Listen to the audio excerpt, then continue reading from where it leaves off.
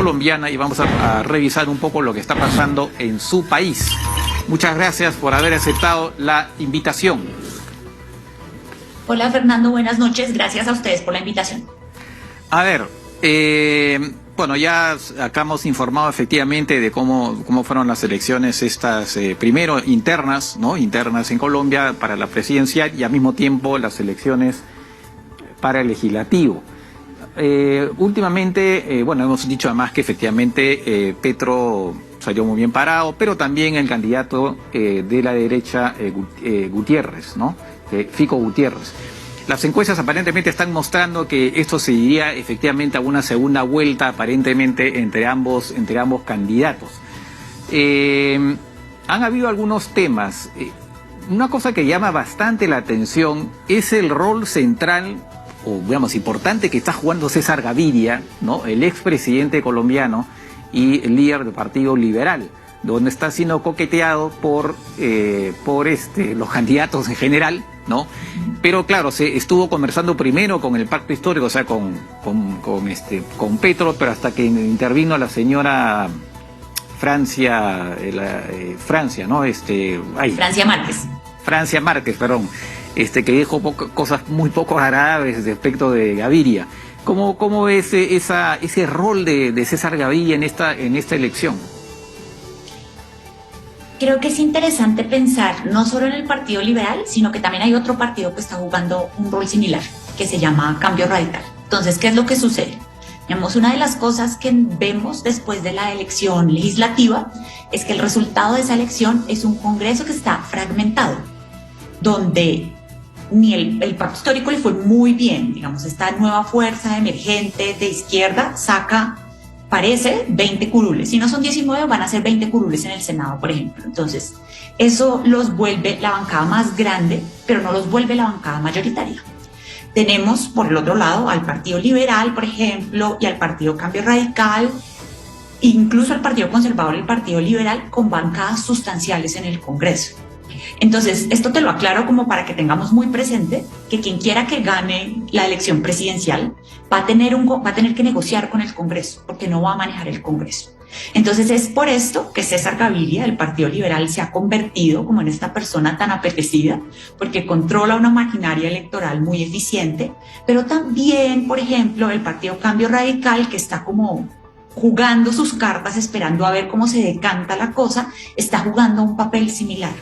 Mi sensación, Fernando, es que es probable que incluso no se definan nada para la presidencia, sino que jueguen cartas muy flexibles y después de que se vean los resultados de la presidencial, le cobren su apoyo a quien quiera que gane. Ajá, ya, ok. Ahora, hablemos un poco de las figuras que van como digamos, al lado del presidente en las elecciones, ¿no?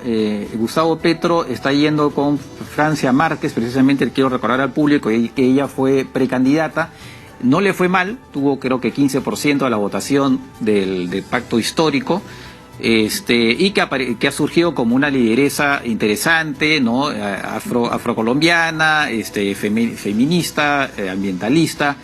Se pensó en un momento dado que Petro, en realidad, al que tildan, entiendo, de misógeno, poco amigo de las mujeres, según dicen, pero él estaba pensando en realidad nombrar a alguien más bien de centro liberal para que lo acercara precisamente al centro. Al final, bueno, decidió llevarla a ella. Y respecto de Petro, él también ha recibido el apoyo del Partido Comunes, que son los de ex-FARC. Ese conjunto, digamos, de apoyos, ¿qué cosa le puede significar a Petro para su candidatura? Bueno, creo que hay que mirar varias cosas a la hora de mirarlo del pacto histórico. Entonces, primero, recordemos que estas elecciones hace un par de semanas tuvimos las legislativas y las de las consultas interpartidistas para la presidencial. Entonces, algún dato que no es menor, Fernando, es que la consulta del pacto histórico fue la más votada de las tres, de lejos, o sea, por muchísimo. Y que en la consulta del pacto histórico, aunque Petro gana con el 80 y tanto %, pero ahorita no recuerdo exactamente, la segunda es la de ella y ella gana la no despreciable cantidad de 800,000 votos. Entonces Francia Márquez irrumpe realmente con una fuerza impresionante después de esa consulta y como una figura realmente nacional, digamos, porque además muchos de sus votos, quiero aclarar, que están en Bogotá, en Medellín, o sea, en zonas donde no son, por ejemplo, el Cauca, que es la zona de la que ella viene, sino que tiene o sea, ella le está logrando hablar también a una población urbana. Entonces hay mucho potencial ahí. Como tú mencionaste, inicialmente parecía como que, y de hecho Petro llevaba semanas trabajando al Partido Liberal, tratando de que fuera de una negociación, seguramente por la vicepresidencia por esos lados. Creo que finalmente llega Francia y el gran desafío del pacto histórico, y es el mismo desafío de la derecha, creo que en ese sentido van a estar compitiendo, es conquistar el centro.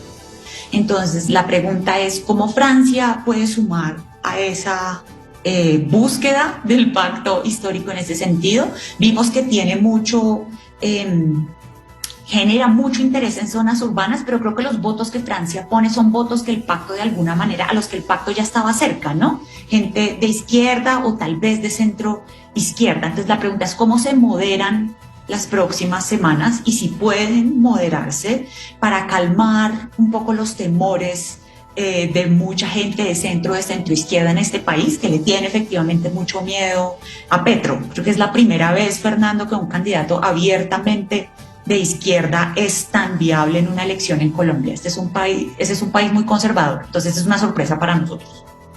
De acuerdo. Y el tema, entiendo que el tema de comunes es porque hay un cálculo ahí no electoral, no, sino pensando más bien también en el Congreso, ¿no? Porque entiendo que ellos van a tener cierta presencia también en el Congreso, ¿no? Claro, gracias por recordarme lo de comunes. Entonces, recordemos que ellos tienen, por virtud de las negociaciones del acuerdo de paz, hay un número de escaños en el Senado reservados para senadores de comunes. Entonces, creo que este acercamiento, que de todas formas es un acercamiento que se ha hecho con cuidado, digamos, Comunes declara su apoyo a Petro, pero no es que Petro haya estado haciendo campaña con ellos, ¿sabes? O sea, es importante también recordar que en este país la izquierda ha sido muy vilificada y hay muchos estigmas históricamente precisamente por la existencia de la guerrilla, ¿no? Entonces, de hecho, digamos, una de las cosas que se usa para insultar a Petro es decir que él es un guerrillero, ¿no? Entonces, Petro está tratando de hacer también una especie de situación de balance que es complicada, porque es aceptar este apoyo que le sirve, que le es funcional, pero tampoco presentarse a sí mismo como el candidato de los comunes, porque es algo que en su intento por apelarle al centro es algo con lo que tiene que tener mucho cuidado. Entonces creo que es un balance que está tratando de caminar con muchísima atención. Esa es una discusión bien importante de cara a las próximas semanas. Claro, decíamos que es un aliado que lo han metido en el closet, para que no se vea. Esa me parece muy buena tu expresión, creo que sí. Creo que es algo como que bien, pero no es lo que, no diría yo que es lo que el pacto histórico quiere poner en el centro de la discusión. De acuerdo. Bueno, me imagino que los rivales se lo van a recordar. Ahora, por otro lado de Fico Gutiérrez, él lleva como vicepresidente a Rodrigo Lara, que es hijo de un político asesinado por orden de Escobar, entiendo. Una persona que aparentemente, por lo que he leído, es alcalde de una localidad que se llama Nieva, no es muy conocido a nivel nacional, pero representaría un poco, digamos, el interior del país, o sea, las provincias, ¿no? Eso, entiendo, es una buena decisión de Gutiérrez de llevar a este señor Lara. Creo que es una decisión que de nuevo apunta a esto que te decía, como que la gran pelea de estas semanas de los dos extremos es el centro. Entonces, al poner a Lara, es una apuesta de nuevo por ese votante del centro. ¿Por qué? Digamos, ¿quién es Rodrigo Lara? Como mencionabas, él fue alcalde de Neiva, una ciudad del suroccidente colombiano, le fue muy bien como alcalde, pero además creo que es clave tener presente que Rodrigo Lara era una ficha, de hecho, de Sergio Fajardo. Sergio Fajardo es el candidato de la coalición de centro. En este momento, Sergio Fajardo ha pasado a segundo plano, digamos, está como de terceras y bastante lejos de los dos punteros que parecen ser Petro por un lado y Fico por el otro, pero digamos, la percepción es como que Fico le robó a Lara a Fajardo, por así decirlo. Entonces, me parece que es una señal clara hacia el votante de centro.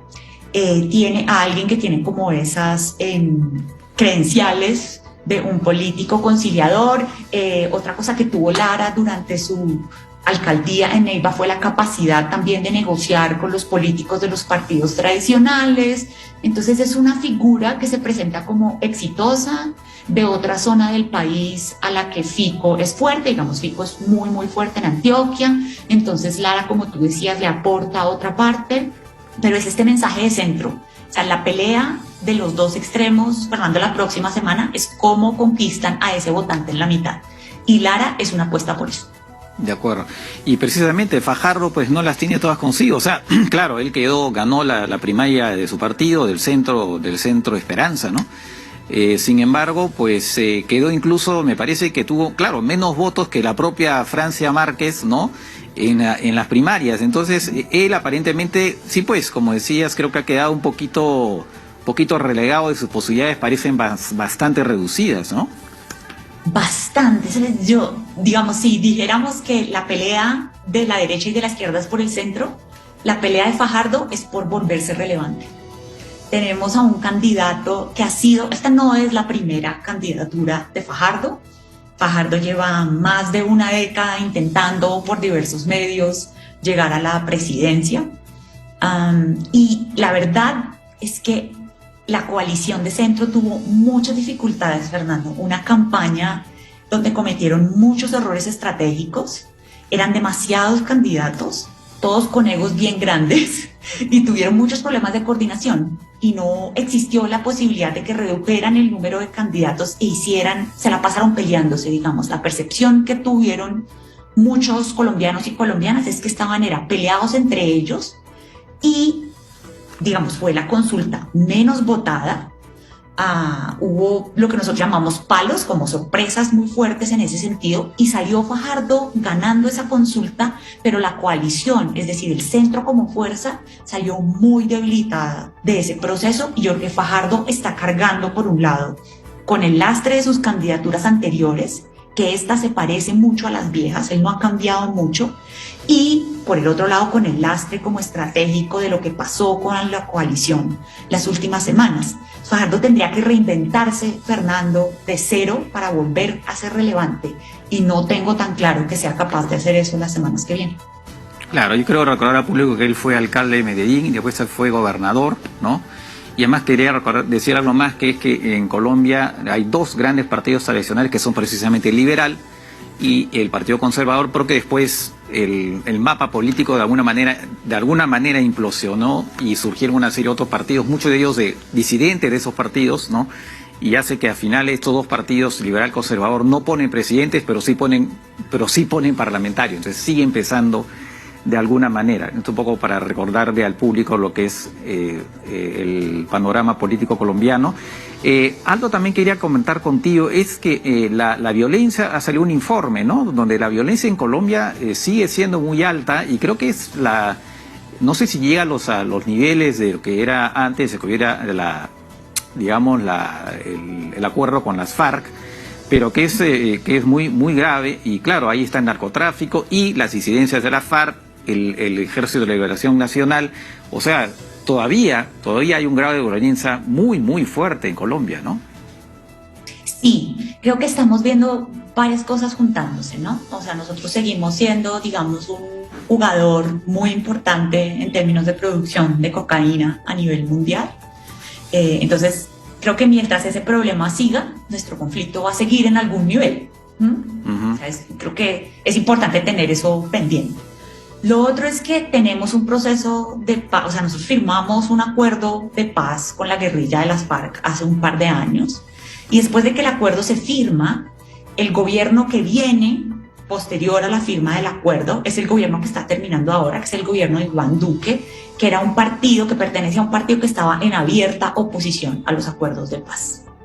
Entonces, lo que hemos visto en los últimos años es un gobierno dedicado a intentar o desmontar de frente a los acuerdos, pero ante la imposibilidad de esto, por lo menos a frenar o a congelar muchos de los aspectos. Entonces yo creo que desafortunadamente mucha de la violencia que estamos viendo ahora está asociada con la pobre implementación de los acuerdos de paz. Entonces, por un lado, con este conflicto que está alimentado por el hecho de que el control, digamos, de las plantaciones ilegales, y por el otro, digamos, las cosas que no hicimos, que se habían planteado en el acuerdo, pero que no se hicieron y que no se están haciendo, lo cual es muy desafortunado.